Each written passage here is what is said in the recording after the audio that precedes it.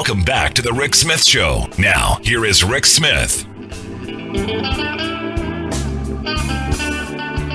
So we've been talking about the striking workers at Nabisco, 5 warehouses and plants across the country. And it's about time. This idea that you can work people 60, 70, 80 hours a week and expect them to not want family time and then come back and say, no, we want to give you an alternative schedule where we cheat you out overtime and all of the things that they're trying to do. Eventually you push people to where they go, enough is enough. And I think having lived through the pandemic, I think finally a number of working people have gone, screw this. We're going to make some demands that they haven't made in decades. And here to share some thoughts on, what the Nabisco workers are going through and maybe some insight in what's going on, I've asked Jordan Zakarin to come talk with us. Jordan's a media producer over at More Perfect Union. You can follow them at More Perfect US on Twitter, perfectunion.us, their website. Jordan, thanks for taking time for us. Thanks for having me, Rick. So I think this is a good thing. It's a nationwide strike. You've got hundreds of workers who have finally said, you know what, we've been abused and used while given the name of hero and essential for long enough. Enough is enough. No contract, no snacks. The great Danny DeVito coined that term. So he got he got a lot of people interested actually in the Nabisco strike because he got his authentication or his blue check mark taken away for time on Twitter. So Danny DeVito did a great job for the working people, and yeah, it's been it started out in Portland, BCTGM, the workers there, they walked out like 300, 400, 500 workers there walked out. I think they're in their third week or second or third week at this point. And then the following week, it was folks in Richmond, Virginia. There was another plant there, Richmond, and then the next and a few days later, the next week it was Chicago. And so I think it was last week it was Chicago. So the 3 big plants that are remaining there in Nabisco, of course, owned by Mondelez, the gigantic food conglomerate, and then 2 distribution places, and those are in Georgia and Aurora, Colorado, are also on strike. They're trying to cut off all the supply of Oreos and Chips Ahoy and all that across the country, and I think they are making a dent so far. No, and I think it's an important one. I think it's now about time that working people say enough. But this has gotten such attention, and people are, everybody I talk to from those areas are supportive, because when you start hearing about the working conditions, working in 100+ degree heat all the time, when you hear about the lack of sanitary facilities, 70, 80-hour work weeks mandatory, and now they want to eviscerate the 8-hour day, you go, wait a second, bridge too far. Yeah, so earlier this year, I think it was in February and March, they shut down 2 gigantic legacy plants. Mondelez did, and like I said, they own Nabisco. One in Fair Lawn, New Jersey, which employed hundreds and hundreds of workers. Been there since the 60, 70, 80 years. And a lot of people got laid off. People had worked there their entire careers, just thrown away. They also got rid of a giant plant in Atlanta, or the Atlanta area in Georgia. And again, that was over 1,000 workers who were just, sacrificed after an entire year of being, working there during COVID, doing those crazy hours. And so, the folks that are, remaining in those 3 plants, those 3 manufacturing places, they have not had a contract. A lot of them, some of them did resolve to have a contract, but a lot of them haven't had a contract since 2016 or something like that. And so they've been working in 2018, they did an impasse. They, because they had not come to an agreement, Mondelez just unilaterally froze their pensions. And so all these people now had, 401ks, which were pennies on the dollar compared to what they would get with their pensions. So, we talked to folks who've been working there 30, 40 years, all of a sudden can't retire as they had intended, in their 60s. Now I'm going to be working until my 70s plus. And so all these folks are just sick of it. And, in Chicago especially, they already closed half the plant in 2016, I believe. And so they saw, 300 of the coworkers thrown aside. Some of them eventually got jobs again at the new plant once people, the other half of the plant once people retired, and they phased people out. But lots of people left out in the cold, and I think they're saying, look, you're going to send our jobs to Mexico. That's what you're going for. We're going to get what we can out of you. No, ultimately that is the goal. I mean, and I'm never going to buy a Montezuma's Revenge Oreo. That is never going to happen. When they closed the Fair Lawn, New Jersey plant, I'm like, when I would pick up a bag and I flip it over to check the label, it better say Fair Lawn, New Jersey on it. Now that they've closed it, there's nothing there. I'll never buy another Oreo again unless it's made in the U.S. And I think we, the consumers, have to show our solidarity with these workers by saying, look, we're not going to buy things made in Mexico. You make food here in this country. In fact, it should be much more local. Like New Jersey's close enough. Atlanta, I'm sorry, too far away. We need local distribution, local production for local consumption. At least that's my view on it. Well, between this and Frito-Lay, and Nabisco makes a whole lot of food, a whole lot of snacks, and Nabisco's owned by Mondelez, and they do lots of other stuff as well. They have drinks, they have food, they have snacks, and Frito-Lay, of course, owned by PepsiCo. The sheer number of brands and companies they own, if you were to look at the back of the snack or the soda or whatever you're going to buy, in my grocery store here in the city, it's not a huge one. Most of the snacks at this point, if I'm not buying those things, I'm not going to be buying Nabisco and Frito-Lay. Most of the snacks you want to eat, most of the sodas you want to drink, Coca-Cola's not a good corporation either, so I'm sure that'll be out of the question soon enough.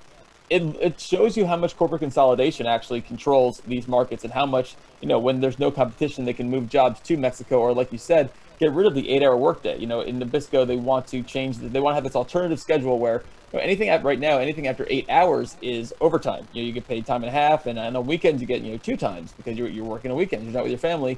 They want to change that. They say, we're going to give you more work-life balance by giving you 12-hour work days without any overtime. You got to pass 40 hours a week to get overtime, so they can work you 3 12-hour days, and then put you off schedule, and then make you work a Sunday or something like that. And they're not paying you any overtime. Tens of thousands of dollars it's going to cost people, and their health, by working in these horrible conditions, sweating their heads off in places where there's one of them said it's like being baked yourself. You're in a bakery, the fans and the AC are on the food. You're being baked just as much, and so. Between those conditions and the way they've treated the thousands of workers they've already laid off, it shows you how little, until, like you said, the consumer starts taking action as well. They start saying, I'm not going to buy this stuff. I'm going to go for alternatives. I'm going to go for local stuff. I'm going to try and eat healthier, I guess, until you treat your workers better. It just shows corporate consolidation has such a huge impact on workers, and we don't often think about that. Yeah, now Nabisco is saying, we're doing just fine. Production isn't affected. But I saw a story, and you can help me if it's wrong. But I saw a story out in Portland that a train literally backed up and didn't deliver flour. I don't know how, when a train is willing to back up to not deliver you flour, how production is at normal levels. Yeah, no, that story, it's an interesting one. And that story is almost correct. So basically what happens is, and I spoke to one of the workers there, they have the train will have to flip a switch to go towards the Nabisco factory, and they saw a picket line, and the workers who are in the union, the train railroad workers said, we're not gonna deliver. We're not gonna cross that line. So they changed their route so that they did not throw the switch, so that they would just skip over the factory. And so yeah, the spirit of the story is correct. They are not going to cross the picket line, and apparently Mondelez and Nabisco were not happy that they had people on the picket line on the rail tracks. But I mean, look, these are the people that run this factory. These are the people who know these things. They know how it all goes. They've been the one unloading this stuff for so many years. They knew exactly how to force a stop, and they did that. And it's been a lot of great solidarity, I think, in Portland and in Chicago and Richmond. I'm just hearing stories. I know in Portland, coming up on Saturday, there's going to be a big rally with some city council folks. And lots of unions have been coming out showing solidarity and trying to the big one we covered was in Topeka, Kansas, where union power is not nearly as strong in Kansas, the right to work state, but in Oregon and Portland, I think it's a little bit stronger. There's been a lot of activist groups that have been out there with them, adding to the picket lines and the size of it and keeping people in solidarity. And so this is definitely going on longer than Frito-Lay did. No, ultimately, it's going to come down to we, the people, supporting these.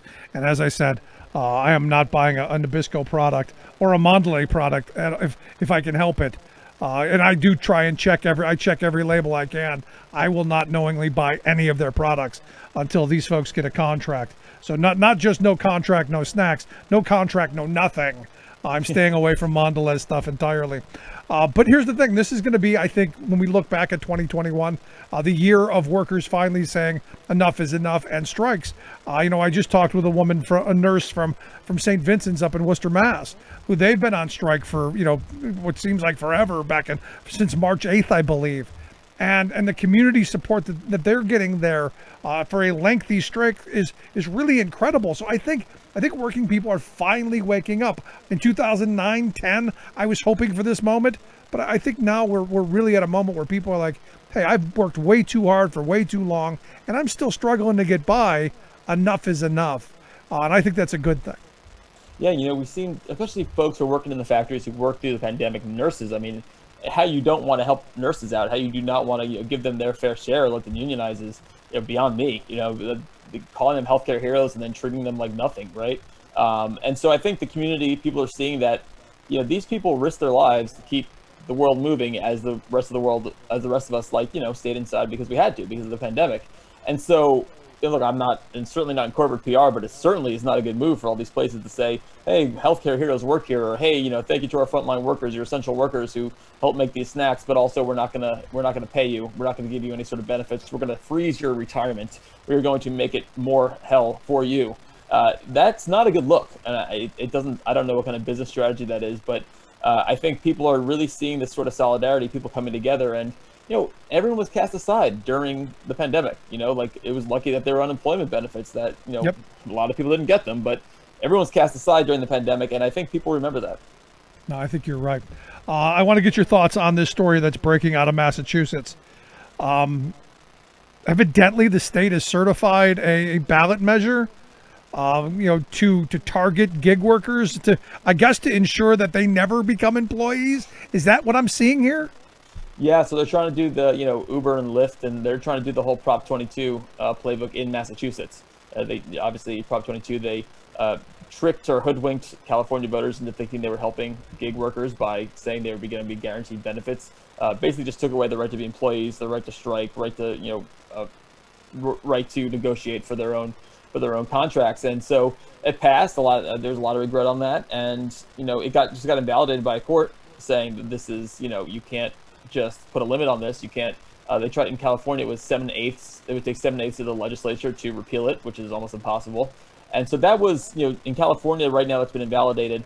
Trying to do it in Massachusetts, trying to run that playbook again. Hopefully, more perfect unions certainly working on this. There's a bit more savviness and community awareness of it in that sort of thing. They paid $200 million in California to Lyft and Uber and Instacart and DoorDash to make that happen there.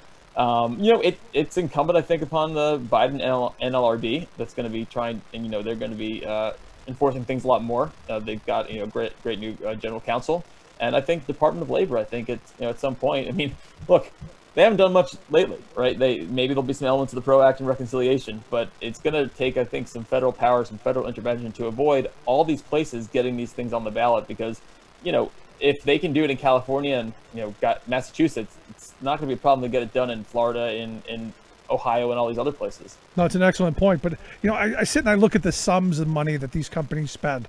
Uber and Lyft, those companies came up with $200 million to run their campaign there. Amazon spent $200 million to break that contract, the election vote there in Bessemer. This hospital in Massachusetts has spent already in excess of $100 million to deny workers safe staffing levels. If there's all this money to deny workers basic rights and basic safety, isn't there money to help pay them better wages and to make safer working conditions? Or is it really just all about power and control? I mean, I think it's about power and control. You don't want a rolling stone to gather moss. They do not want to not gather moss. They do not want to create this sort of momentum, and they do not want to be stuck in negotiations with people going forward. If you unionize, it's not just the first contract, right? It's the contract after that. It's retirement. It's all those things. So I guess they see it as like a one-time payment. A gigantic payment, and it says a lot that they have that money to just splash out. But it's certainly all about power. It's about. I think it's the same thing with the Democrats and the filibuster. If it's not just about rescuing democracy to them. It's about, or passing the PRO Act. It's about, all of a sudden people will be able to demand more progressive change, and we don't want to let that. We don't want to open the door to that. And I think that's exactly what's happening with these anti-union campaigns. Yeah, I mean, I'm in favor of doing away with the filibuster and only having them in the old school thought process. I still remember Mr. Smith Goes to Washington. If you want a filibuster, you get your jug, you get your lozenges, you hit the floor, and you hold it as long as you want. If it's really that important, keep telling me why you're against whatever it is. If it's the minimum wage, tell me why you think people should work for $1 an hour. Tell me how you think that's going to help the economy. If you're against the right of workers to organize, hold the floor and tell me why. Or just read the phone book. I don't care. But if it's that important, you should have to have some kind of act. You shouldn't be able to just go, what, I've decided no. Right. I mean, it's lazy is really what it is, and the fact that Democrats are allowing it to happen. It's not about preserving Senate comedy. It's not about preserving traditions. It's not about that. It's they do not want. I was talking to one Democratic lawmaker about this, who's on the progressive side, saying they just do not want. They do not want this opportunity for people, for progressive activists to say, hey, look, now do this, now do this, now do this. If Biden was to get rid of student debt, then what happens to medical debt, right? And so I think that this is about power in the same way it is about power with the unions, with Prop 22. You know what I mean? They are trying to preserve this sort of power structure, and until there's enough. I mean, we saw all those Democrats trying to destroy the reconciliation bill, right? They just because they have a D next to their name doesn't mean that they're on the side of working people, and so it's about taking power. And I think working people and union members are understanding that more than ever. Yeah, I've always been harder on Democrats than I have been on Republicans, because I believe Democrats should be better and know better.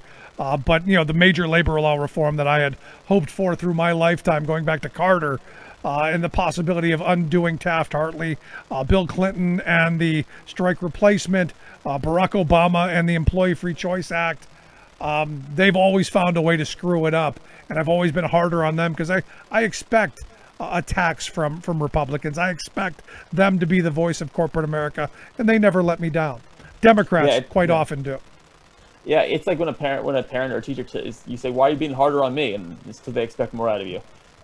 They can have all this pro-worker rhetoric, even with abortion rights. They can say, "Oh, look, we're going to fight for Roe v. Wade," but until you expand the Supreme Court, until you get rid of the filibuster, until you actually fight the fight, it's just fundraising. Boy, you are so spot on. But Jordan, I appreciate the time and the work that you guys do over there at More Perfect Union. Incredible videos. I hope folks will go to your Twitter page. More Perfect US is the Twitter handle. We'll get links out on social media. I can follow the work they do there. Also go to their website, perfectunion.us. We'll get that out as well. Jordan, I appreciate you taking some time. Keep up the great work you guys do.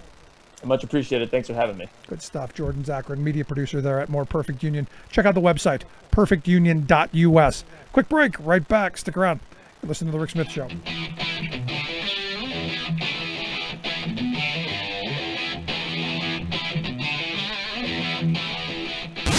Saving work in America, one show at a time. The Rick Smith Show.